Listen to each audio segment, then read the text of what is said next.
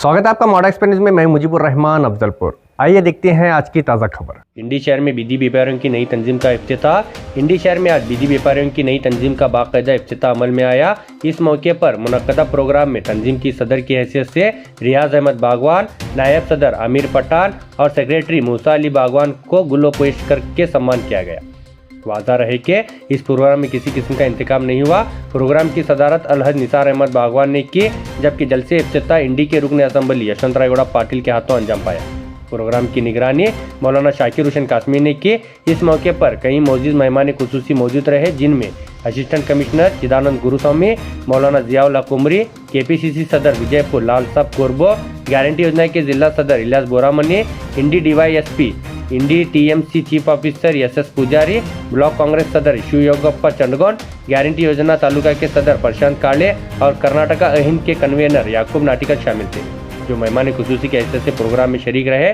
तंजीम के दीगर अराकीन भी बड़ी तादाद में इस प्रोग्राम में मौजूद रहे। जलसे से खिताब करते हुए इंडी के रुकन असम्बली यशवंत राय गौड़ा पाटिल ने कहा कि अमीरों के मुकाबले गरीब तबके में ज़्यादा मोहब्बत और खुलूस पाया जाता है और ये जलसा गरीब लोगों का है, जो हमारे लिए बाज़ इज्जत है। इन्होंने यकीन दिलाया कि वो हर वक्त बिजली व्यापारियों के साथ खड़े रहेंगे और इनके तमाम जायज़ मुतालबात को पूरा करने की भरपूर कोशिश करेंगे। ये प्रोग्राम बिजली व्यापारियों के इत्तेहाद, हौसला अफजाई और तंजीमी मजबूती समेत एक अहम कदम साबित हुआ है। ಈ ತಾಲೂಕಿನೊಳಗೆ ಮುಂದೆ ಯಾರು ರಾಜಕಾರಣ ಮಾಡ್ತಾರಲ್ಲ, ಈ ದಾರಿ ಒಳಗೆ ಸಾಗಬೇಕು. ಇದೇ ಟ್ರ್ಯಾಕ್ ರೋಡ್. ಇಲ್ಲಿ ಬಡವರ ಪರವಾಗಿನೇ ಇರಬೇಕು. ಎಲ್ಲಾ ಜಾತಿ ಜನಾಂಗಗಳನ್ನ ಹೃದಯದಿಂದ ರಾಜಕಾರಣ ಮಾಡ್ತಕ್ಕಂಥ ಪ್ರವೃತ್ತಿ ಇದ್ದಾಗ ಮಾತ್ರ ಇಲ್ಲಿ ನಡೀತದೆ ಅನ್ನೋದನ್ನ ಮುಂದಿನವ್ರು ನೋಡಿ ಕಲಿಬೇಕಿಲ್ಲ. ಆ ವಾತಾವರಣ ಸೃಷ್ಟಿ ಮಾಡಿದೀವಿ. ಅದಕ್ಕಾಗಿ ಈ ತಾಲೂಕಿನ ಭವಿಷ್ಯವನ್ನ ಹೊಸ ದಾರಿಯಲ್ಲಿ ಸಾಗಿಸ್ತಕ್ಕಂಥ ಪ್ರಯತ್ನ ಮಾಡೋದು. ಅದರ ಬೀದಿ ಬದಿ ವ್ಯಾಪಾರಸ್ಥರು ಒಂದು ಮನವಿ ಕೊಟ್ಟಾರೆ. ಬಹಳ ದೊಡ್ಡ ಮನವಿ ಕೊಟ್ಟಿಲ್ಲ ಅವರು. ಮೆಗಾ ಮಾರ್ಕೆಟ್ ಮಾಡಿದ್ರು. ಯಾರಿಗೆ ಮಾಡಿದ್ರು? ಎಷ್ಟು ಅಂಗಡಿಗೆ? 200 ನೆರಳ ಫ್ಯಾನ್ ಹಾಕೊಂಡ್ರೆ AC ಎಲ್ಲ. ಅದ್ರ ಇವ್ರು ಏನು ಕೇಳ್ಯಾರ ಅಂದ್ರೆ ಒಂದು ಛತ್ರಿ. ಗಮನಿಸಿದೆ ಅವ್ರ ಮನವಿ ಅನ್ನೋದು ಅಂತ ಹೇಳಿ. ಅವರಿಗೆ ಕೊಡೆ ಒಂದು ಹೊತ್ತ ಗಾಡಿ. ಸಂತರಣ ರೊಕ್ಕನಾಗ ಲೆಕ್ಕನ ಶಣೆ ಇದ್ದೀನಿ. ಬ್ಯಾಂಕ್ ಇಟ್ಟಿ ಭಯಂಕರ ದೊಡ್ಡದು ಮಾಡಿ ಕೆಟ್ಟ ಹತ್ತದ ಎತ್ತ ಗಾಡಿ ಹೊತ್ತ ಗಾಡಿಗೆ ಮತ್ತು ಛತ್ರಿ. ಬಹಳ ಬಿಸಿಲು ನಮ್ಮಲ್ಲಿ ಬ್ಯಾಸೆ. ಅವ್ರ ಬಿಸಿಲಾಗ ಇದು ಆಗಬಾರ್ದು ಅಂತ ಹೇಳಿ ಒಂದು ಛತ್ರಿ, ಒಂದು ಹೊತ್ತ ಗಾಡಿ. ನೀವೇಟಿ ಕೇಳ್ತಿರಲ್ಲ, ನಾ ಇವತ್ತು ನೀವು ನನಗೆ 150 ಕೇಳಿ, ನಿಮಗೆ 150ಕ್ಕೂ ನಾನು ಛತ್ರಿ ಮತ್ತು ಹೊತ್ತ ಗಾಡಿ ಕೊಡಿಸ್ತಕ್ಕಂಥ ನಿರ್ಣಯ ಮಾಡಿದ್ದೇನೆ. ಯಾರು ಬಡವರ ಪರವಾಗಿದಾರ ಇದಕ್ಕೆ ಮೊದಲನೇ ಆದ್ಯತೆಯನ್ನು ಕೊಡ್ಬೇಕಾಗ್ತದೆ. ಏನ್ ಕೇಳಿ ನಾವು ಬಿಸಿಲಲ್ಲಿ ಹತ್ತಬಾರದು, ನಾಳೆ ಭಾಷೆ ನಡೆದು ಒಂದು 4 ತಿಂಗಳು 5 ತಿಂಗಳು ಅಂತೇಳಿ ಛತ್ರಿ ಕೇಳಿದ್ರು. ಹೊತ್ತ ಗಾಡಿ ಹೊತ್ಕೊಂಡು ಇಲ್ಲಿ ಬರುದು ಒಂದ್ ಸ್ವಲ್ಪ 4 ಗಾಲಿ ಮೇಲೆ ಹೊತ್ಕೋತ ಹೋಗೋದು ಕೇಳಿ. ಇದಕ್ಕಿಂತ ಏನ್ ಬಹಳ ದೊಡ್ಡ ಕೇಳಿಲ್ಲ. ಅದಕ್ಕೆ ನಿಮ್ಮ ಬೇಡಿಕೆ 150 ಗಾಡಿ ಯುಗಾದಿ ಹಬ್ಬದ ದಿನ ಮತ್ ದಿನಾಂಕು ಫಿಕ್ಸ್ ಮಾಡೋದು. ಸ್ವಲ್ಪ ಮಾತಾಡಿ ಹೋಗೋದಿಲ್ಲ ಮೊದಲು. ಯುಗಾದಿ ಹಬ್ಬದ ದಿನ ಶಾಸನ ನಮಸ್ಕಾರ ಮಾಡಿ ಬಂದು ನಿಮ್ಗೆಲ್ಲ ಹುಷಾರ್ ಭಾಷೆ ದರ್ಶನ ಮಾಡಿ ಬಂದು 150 ಗಾಡಿ ಹಂಚಿಬಿಡೋಣ. ಎಲ್ಲಿ ಹಂಚಿರೋದು? ಇಲ್ಲಿ ಹಂಚಿ. ಇಲ್ಲಿ ಕೇಳಿರಲ್ಲ, ಇದೇ ಜಾಗದಲ್ಲಿ 150 ಛತ್ರಿ ಮತ್ತು ಹೊಸ ಗಾಡಿ ಅದನ್ನ ಮಾಡ್ತಕ್ಕಂಥ ಪ್ರಯತ್ನ ಮಾಡೋಣ. ಮನವಿ ತಗೊಂಡು ಆ ಕಡೆ ಹೋದ್ರೆ ನನಗಿಲ್ಲ, ಹಳೆಯನ ಕೈ ಹೋಗಿದ್ದ, ಅದಕ್ಕೆ ಇಸ್ಕೊಂಡೆ ಹೊಳಿ ಹಳೆ ಇದು ಇವಾಗ ಹೇಳಿ ಹೋಗ್ಬಿಡೋಣ ಅಂತ ಹೇಳಿ.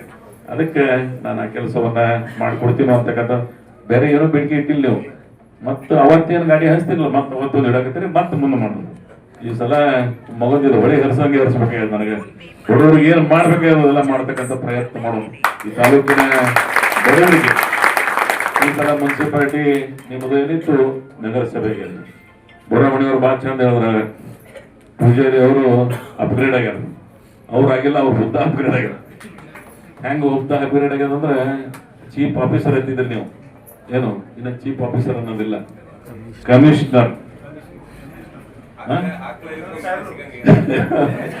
ನಗರಸಭೆಯ ಕಮಿಷನರ್ ಆಗಿರಿ. ನೀವೇನ್ ನಾಳೆ ಆಗೋರಿದ್ದೀರಿ, ನೀವೆಲ್ಲ ನಗರಸಭೆ ಅಧ್ಯಕ್ಷರಾಗ್ತೀರಿ, ಆಮೇಲೆ ಸದಸ್ಯರಾಗ್ತೀರಿ. 31 ವಾರ್ಡ್ ಮಾಡ್ಲಾಗಿದ್ದೀವಿ. ಅದು ಈಗಾಗಲೇ ಅದ್ರ ಕೆಲಸ ಪ್ರಾರಂಭ ಆಗ್ಯದ. 30 ವಾರ್ಡ್ ಮೊದಲು ಎಲ್ಲರಿಗೂ ಸರಿ ಸಮಾನವಾಗಿ ಎಲ್ಲ ಸಮಾಜದವರಿಗೆ ಅವಕಾಶಗಳನ್ನು ಕೊಡ್ತಕ್ಕಂಥ ಪ್ರಯತ್ನ ಮಾಡೋಣ. ಸೊ ಮತ್ತೇನೇ ಈ ಸಂಘದ ಬೇಡಿಕೆಗಳಿದ್ರೆ ಆ ಕೆಲಸ ಮಾಡೋಣ. ನನಗಿಂತ ಹೆಚ್ಚಿಗೆ ನಿಮ್ಮ ಮೇಲೆ ಕಾಳಜಿ ಇರೋದಾರ ಪಾಪ. ಯಾರು ಇಂಥ ಹೃದಯವಂತರಿರ್ತಾರ. ನನ್ನ ಬಳಿ ಒಂದು 3 ಸಲ ಬಂದಾರ ಅವ್ರು. ಮೊನ್ನೆ ಐಬಿಗೆ ಬಂದು ಸ್ವಲ್ಪ ನಮ್ಮ ಸಮಸ್ಯೆ ಆಗಕತ್ತದ, ಅಧಿಕಾರಿಗಳಿಗೆ ಹೇಳ್ರಿ ಅಂತೇಳಿ ನಾನು ಅವ್ರಿಗೆ ಸೂಕ್ಷ್ಮವಾಗಿ ಹೇಳಿದೆ. ಬಡವರಿಗೆ ನಾವು ನೀವು ಕಾಳಜಿ ಮಾಡಲಿಲ್ಲ ಅಂದ್ರೆ ನಾವು ನೀವು ನಾಗರಿಕ ಸಮಾಜದಾಗ ಸರ್ಕಾರ ಅನ್ಸಂಗಿಲ್ಲ, ಸ್ವಲ್ಪ ತೊಂದರೆ ಆಗ್ತದೆ. ಆದ್ರೆ ನಿಮಗೂ ನಂದೊಂದು ಮನವಿ ಅದ, ನಿಮಗೆ ಸಹಾಯ ನಾವು ಮಾಡ್ತೇವೆ, ಆದ್ರೆ ನೀವು ಸಾರ್ವಜನಿಕರಿಗೆ ತೊಂದರೆ ಅಲ್ಲಾರ್ದ ನಮ್ಮ ಡಿಪಾರ್ಟ್ಮೆಂಟ್ದವ್ರು ಹೇಳ್ಬೇಕಲ್ಲ, ನೀವೇ ನಿಮ್ಮ ಮನಸ್ಸಾಕ್ಷಿಗಾಗಿ ರೋಡ್ ಎದಕ್ ಮಾಡ್ಯಾರ, ಈ ರೋಡ್ ಎದಕ್ ಉಪಯೋಗ ಆಗ್ಬೇಕು ಅಂತೇಳಿ ತಿಳ್ಕೊಂಡು ನಿಮ್ಗೆ ಎಷ್ಟು ಸ್ವಲ್ಪ ಜಾಗದಾಗ ನೀವು ಬದುಕ್ರಿ, ಜನರಿಗೂ ನಡೆದಾಡ ಹೋಗ್ಲಕ್ಕ ಗಾಡಿ ಮೂವ್ಮೆಂಟ್ ಇರ್ಲಿಕ್ಕ ಅವರಿಗೂ ಅನುಕೂಲ ಮಾಡಿಕೊಟ್ರೆ ನಿಮಗೂ ಒಳ್ಳೇದಾಗ್ತದ, ಅವರಿಗೂ ಒಳ್ಳೇದಾಗ್ತದ ಅಂತಕ್ಕಂಥ ಮಾತನ್ನು ಹೇಳಿ ಅದ್ರಿಗೂ ನಮಗೆ ಜವಾಬ್ದಾರಿ ಅದನ್ನು ಕೇಳೋರಲ್ಲ. ಎಲ್ಲ ಗೌಡ್ರ ರೋಡ್ ಒಟ್ಟು ತುಂಬಾ ಎಲ್ಲ ಬೀದಿ ವ್ಯಾಪಾರ ಕುಂಡ್ರಿಸಿದ್ ನಾವೆಲ್ಲ ಹೋಗೋದು ಅಂತ ಕೇಳಿದ್ರಂದ್ರೆ ಅಲ್ಲಿ ಅವರಿಗೂ ಅನುಕೂಲ ಆಗಲಿ, ನಿಮಗೂ ಅನುಕೂಲ ಆಗಲಿ. ಬಹಳ ವಿವೇಕದಿಂದ ಇವೆಲ್ಲ ಸಿವಿಕ್ ಸೆನ್ಸ್ ಅಂತ ಕರಿತೀವಿ ನಾವು. ಅಂದ್ರೆ ನಾಗರಿಕತ್ವದ ಕೆಲವು ಮೌಲ್ಯಗಳನ್ನ ನಾವು ಇಟ್ಕೊಳ್ಬೇಕಾಗ್ತದೆ. ಯಾವ ಹೇಳೋದು ಕೇಳೋದು ಇರ್ಲಕ್ಕಿಲ್ಲ, ನಾವೇ ತಿಳ್ಕೊಂಡು ಏನಾಗಬೇಕು ಅನ್ನೋದನ್ನ. ಮತ್ತು ಸ್ವಚ್ಛತೆ ನಿಮ್ಗೆ ನಾನು ಮನವಿ ಮಾಡ್ಕೋತೀನಿ. ನಿಮ್ಮದು ಇವೆರಡು ಒತ್ತ ಗಾಡಿ ಛತ್ರಿ ನಾ ಕೊಡ್ತೀನಿ, ಅದ್ರ ಒಂದು ಚೀಲ ನಿಮ್ಮ ಗಾಡಿ ಕೂಡ ನೀವು ಇಟ್ಕೋಬೇಕು. ಏನು ಹೊಲಸು ಬೀಳ್ತದಲ್ಲ ಅದು ನಿಮ್ಮದು ಬೀಳಿ ಮತ್ತೊಬ್ರದ್ದು ಬೀಳಿ ಗೋಳೆ ಮಾಡಿ ಯಾವ್ದು ಮುನ್ಸಿಪಾಲಿಟಿ ಕೊಂಡೋಳಿ ಇರ್ತದ ಅದ್ರಾಗ ಒಯ್ದು ಹಾಕಿ ಆ ನಿಮ್ಮ ಇಡೀ ಭಾಗ ದೊಡ್ಡ ದೊಡ್ಡ ಮೆಗಾ ಮಾರ್ಕೆಟ್ದವಾಗ ಹೊಲಸಿರ್ಲಿಕ್ಕೆ ಮಿನಿ ವಿಧಾನಸಭೆ ಹೊಲಸು ಬೀಳಲ್ಲ. ನೀವು ಸ್ವಚ್ಛ ಇಟ್ರಿ ಅಂದ್ರೆ ಅವ್ರು ನಿಮ್ಮನ್ನು ನೋಡಿ ನಾಚಿ ಕಲಿಬೇಕು. ಹಂಗೆ ನೀವು ಸ್ವಚ್ಛತೆಯನ್ನ ಮೇಂಟೈನ್ ಮಾಡಬೇಕು ಅಂತಕ್ಕಂಥ ಮಾತನ್ನು ಹೇಳಿ, ಸ್ವಚ್ಛ ಭಾರತ್ ಗಾಂಧೀಜಿ ಏನು ಪ್ರತಿಪಾದನೆ ಮಾಡಿದ್ದಾರೆ. ಆ 2 ಚಸ್ಮಾ ಹಾಕೋತಿದ್ರು, 2 ಚಸ್ಮಾ ಕಾಣಿಸಲು, ಒಂದ್ರಾಗ ಸ್ವಚ್ಛ ಒಂದ್ರಾಗ ಭಾರತ್. ಸ್ವಚ್ಛತೆ ಯಾಕಂದ್ರೆ ರೋಗ ರುಜುಡಿ ಬಡವರಿಗೆ ಹೆಚ್ಚಿಗೆ ರೋಗ ಕಾಡ್ತಾವ. ಕಾರಣ ಏನಂದ್ರೆ ಸ್ವಚ್ಛತೆ ಇರಲ್ಲ ಪಟ್ಟೆ. ಅದಕ್ಕೆ ನಿಮ್ಮ ನನ್ನ ಕಡೆ ಪ್ರಾರ್ಥನೆ, ನಿಮ್ಮ ಆರೋಗ್ಯ ಸಂಪತ್ತು ಬಹಳ ಮುಖ್ಯ. ದುಡಿಯುವ ವರ್ಗ ನೀವು ಪ್ರತಿ ದಿವಸ ನೀವು ದುಡಿದ್ರೆ ನಿಮ್ಮ ಹೊಟ್ಟಿ ನಡೀತದೆ. ಅಂತ ಬಡವ ವರ್ಗಕ್ಕೆ ನಾನು ಕಳ್ಕಳಿ ವಿನಂತೆ, ನಿಮ್ಮ ಆರೋಗ್ಯ ಸಂಪತ್ತವನ್ನ ರಕ್ಷಣೆ ಮಾಡ್ಕೊಡಿ. ಸ್ವಚ್ಛತೆಯ ಪ್ರದೇಶವನ್ನ ಸ್ವಚ್ಛವಾಗಿಡಿ. ಇಂಡಿ ನೋಡಿ ಮತ್ತೊಬ್ರು ಅನ್ಬೇಕು ಎಷ್ಟು ಸ್ವಚ್ಛತೆ ಇಟ್ಟಾರಪ್ಪ ಇಂಡಿಯವರು, ಅದ್ರಾಗ ಬೀದಿ ವ್ಯಾಪಾರಸ್ಥರು ಎಷ್ಟು ಸ್ವಚ್ಛತೆ ಇಟ್ಟಾರ ಅನ್ನಂಗ ನೀವೆಲ್ಲ ಬದುಕಬೇಕು ಅಂತಕ್ಕಂಥ ತಾಯಂದರಲ್ಲಿ ನಿಮ್ಮೆಲ್ಲರಲ್ಲಿ ನನ್ನ ಮನವಿಯನ್ನು ಮಾಡಿಕೊಂಡು, ಇನ್ನೊಮ್ಮೆ ನಾವು ನೀವು ಯುಗಾದಿ ಹಬ್ಬದ ಮರುದಿನ ಏಪ್ರಿಲ್ದಾಗ ಬರ್ತದೆ ಯುಗಾದಿ ಹಬ್ಬ. ಏಪ್ರಿಲ್ದಾಗೆ ಛತ್ರಿ ಬೇಕಾಗ್ತದ. ಈಗೇ ಕೊಡ್ತಿದ್ದೆ ನಾನು, ಮಾರ್ಚ್ ಏಪ್ರಿಲ್ದಾಗ ಬರ್ತದ. ಬಿಸಿಲು ಯಾವಾಗ ಬೇಕಾಗ್ತದೆ ಛತ್ರಿ ಅವಾಗೇ ಬೇಕಾಗ್ತದ. ಛತ್ರಿ ಕೂಡ ಗಾಡಿ ಎರಡೂ ಒಮ್ಮೆ ಬೇಸಿಗೆದಿಂದ ಕೊಡ್ತಕ್ಕಂಥ ಪ್ರಯತ್ನ ನಾವು ಮಾಡೋಣ ಅಂತ ಹೇಳಿ ನಾನು ಹೇಳಿ, ನಮ್ಮೆಲ್ಲ ಅಧಿಕಾರಿಗಳು ನಿಮ್ಮ ಸೇವೆ ಮಾಡ್ತಾರ. ಅವರು ಎಲ್ಲ ಅತ್ಯಂತ ಕಳಕಳಿ ಅಧಿಕಾರಿಗಳದಾರ. ಇವತ್ತು ಅವರೆಲ್ಲರೂ ನಿಮ್ಮ ಸೇವೆ ಮಾಡ್ತಾರ. ಮತ್ತೇನೇ ಇದ್ರು ಇನ್ನೊಂದು ದಿವಸ ಬಹಳ ಜನ ನಮ್ಮ ಲೀಡರ್ಗಳು ಮಾತಾಡೋರಿದ್ರು, ನಮ್ಮ ಅಧಿಕಾರಿಗಳು ಮಾತಾಡಬೇಕಾಗಿತ್ತು. ಆದ್ರೆ ನಾನು ಒಂದು ಒತ್ತಡದಲ್ಲಿ ಇರೋದ್ರಿಂದ ದಯವಿಟ್ಟು ನೀವು ನನಗೆ ಹುಲ್ಲಕ್ಕೆ ಅವಕಾಶ ಮಾಡಿಕೊಡ್ಬೇಕಾಗ್ತದೆ. ಈ ಪರಿಸ್ಥಿತಿ ಒಳಗೆ ನೀವೆಲ್ಲ ತಿಳ್ಕೊಂಡ್ರಿ ಅಂತ ಹೇಳಿ ನಾನು ಭಾವಿಸ್ಕೊಂಡು, ಮತ್ತೇನೇ ಕೆಲಸ ಇದ್ರು ಅಧ್ಯಕ್ಷರಿಗೆ ನೀವು ಹೇಳ್ರಿ, ಅವರು ನಾವು ಕೂಡಿ ನಿಮ್ಮ ಜೊತೆಗೆ ನಾವೆಲ್ಲ ಇರ್ತೀವಿ ಅಂತಕ್ಕಂಥ ಮಾತನ್ನು ಹೇಳಿ, ನಾವೆಲ್ಲ ಆತ್ಮೀಯರು ಕೂಡಿ ಎಟ್ರ ಶಾಲಾ ಹೋಗಿದ ಅಂತಂದಿರಿ. ಆಮೇಲೆ ನಮ್ಮ ಪೂಜಾರಿ ಭಾರಿ ಹೇಳ್ತೀನಿ ಸರ್, ನಮಗೆಲ್ಲ ಎಲ್ಲ ಒಂದು ಪೂಜಾರಿ ನಿನಗೆ ಪುಣ್ಯ ಹಾಕ್ಲಿ ನಿಮ್ಗೆ ಹೇಳ್ತೀರೋ. ಅವ್ರ ನೇತೃತ್ವ ಸರ್ಕಾರ ಅಂತ ಹೇಳಿ ಮಗನ್ ಸುಭಾಷ್ ಹೇಳ್ದ, ಮಳಿ ಹೆಚ್ಚಿಗೆ ಆಗ್ಯದ. ಸುಮ್ಮನೆ ಇತ್ತು ಒಂದ್ಸಲ ಸಿದ್ದರಾಮಯ್ಯ ಸಾಹೇಬ್ ಬಂದಂದ್ರೆ ಮಳಿ ಕಮ್ಮ ಆಗ್ತದೆ. ಮಗನ ಮಳಿ ಬರ್ತದಿಲ್ಲ ನಂಗೆ ಐತಿ ಸಲ, ಮಳೆಯಲ್ಲಿ ಬರ್ತದಿಲ್ಲ. ಎಲ್ಲಿ ಹೆಂಗ್ ಬದುಕೋದು ಏನು ಮಳಿನೇ ಮೊಗಲೇ ಹರಿದ ಅಂತಿದ್ರು ಮಂದಿ. ಯಾರು ಅನ್ನೋರು ಇದ್ರಲ್ಲ ಮುಗಿದು ಹೋಗ್ಬಿಡು. ಆಮೇಲೆ ನೌಕರಸ್ಥರು ಅಂತಿದ್ರು, ನಮ್ಗೆ ಎಂತೂ ಪಗಾರ ಹೆಚ್ಚಿಗೆ ಮಾಡಂಗಿಲ್ಲ.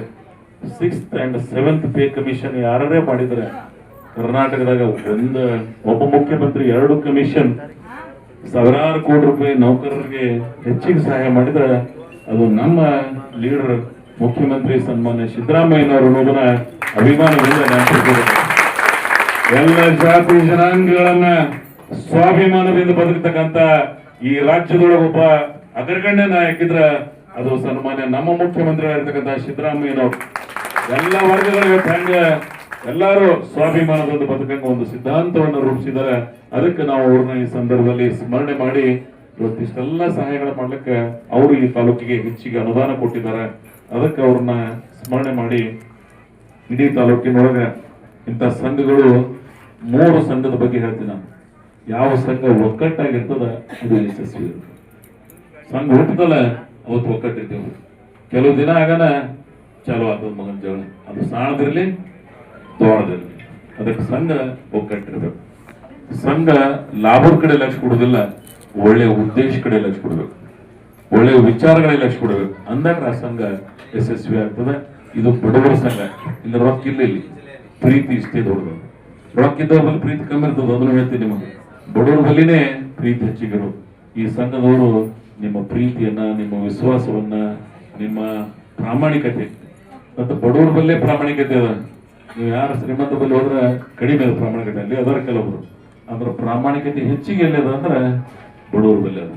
ಯಾವುದಾದ್ರೂ ವಸ್ತು ನಾವು ನೋಡಿಲ್ಲ, ಬಡವರು ಬರ್ತಕ್ಕಂಥ ಪ್ರದೇಶ ಸಿಕ್ತಂದ್ರೆ. और खबरों के लिए देखते रहिए मॉडल एक्सप्रेस न्यूज़। खबर आपकी, आवाज़ हमारी।